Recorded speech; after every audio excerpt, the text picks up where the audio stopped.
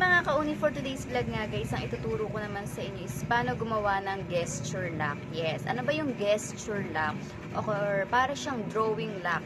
Diba sa cellphone natin pwede tayo maglagay ng lock, pero pwedeng number, pwedeng pattern. Pero dito guys, gesture, kumbaga kunwari, check, malalak na yung phone mo, ma-open na yung cellphone mo. So panoorin niyo po itong tutorial na gagawin ko. Hi mga kauni, for today's vlog nga guys ay meron akong ituturo sa inyo na bagong tricks kung saan pwede nyo itong magamit sa cellphone nyo. Yes, nagsasawa ka na ba sa mga password na pattern or number or fingerprint? So guys, dito sa ituturo ko sa inyo is pwede kang maging create ng inyong lock. So punta muna tayo dito sa Play Store kasi ida-download natin dito yung tinatawag na gesture lock. Yes, ito yung kulay green yung kukunin nyo guys.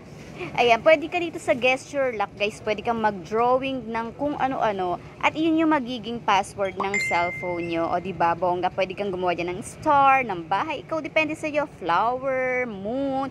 So ikaw ang bahala na mag-design ng lock para sa cellphone mo, 'di ba? So, para kakaiba naman, di nilang tayo puro pattern, puro number. So, ida-download lang natin 'yan at maliit lang ang MB nito, guys. Kaya kayang-kaya 'to ng cellphone nyo. Tapos kanya, pag naka-open na, open lang natin 'yan.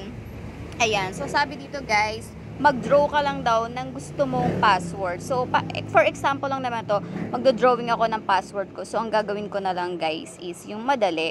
So, ito na lang, ganyan. Circle. So, diba? So, ikaw na lang bahala mag-design. So, ulitin lang natin yung password na ginawa natin. At kung sakali naman daw na makalimutan mo yung dinrawing mo, is mag-add ka daw ng number lock. So, ikaw na yung mag-isip ng number. 4 digit lang naman yan. So, kunyari, nakalimutan mo yung drawing. So, at least, meron ka pang password na isa. So, ito, 1, 2, 3, 4 lang yung gagawin ko. At ayan guys, open lang daw natin to sa settings para mag-run yung ating application. So, hanapin nyo na lang, i-on nyo lang yan guys. And then, back ulit kayo. And then, hanapin nyo naman yun sa notification access. So, i-open lang din naman natin yan guys. Ayan, hanapin nyo. So, hanapin nyo yung gesture lock. I-open lang natin yan. Ayan. So, kapag na-open na yan, agree lang tayo. Allowed lang natin yan. And then, back ulit tayo. So, ganyan lang po i-open yan. And then, get start na daw. So, yan. Pwede na natin i-try kung talaga bang magwo-work ito. So, ipapakita ko to guys sa isa kong cellphone kasi nga pipicture natin to para ipakita ko sa inyo. And guys, pwede ka palang maglagay ng iba't ibang kulay kung anong gustong kulay na ang gusto mong gamitin habang nagdo-drawing ka. Kasi yung ginawa ko guys is kulay green lang. So, ikaw nang bahala. Ya, pwedeng malaki, pwedeng maliit. So, kapag okay ka na dyan sa kulay at sa laki nung gusto mong gawin, ipapakita ko na sa inyo kung paano siya gawin. So, bibidyohan ko na lang tong isang cellphone ko para makita nyo. Kasi hindi pwede dito sa recorder yung aking gagawin. So, ito. A few moments later lang to, char. So, ito na yung aking cellphone.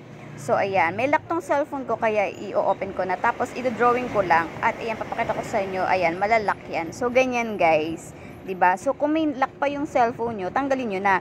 Ito na lang yung gagamitin nyo. For example, ganyan, pinatay ko ulit, guys, ha. Tapos, ibubuksan ko. Kasi nga, may number to. May lock number yung aking cellphone. Ayan. Pero, nakalock pa rin yan. So, ngayon, i-drawing ko na yung gusto kong yung lock ko. Ayan. Tapos yan, ma-open na siya, guys. O, diba? Ganun lang. Try nyo na, guys.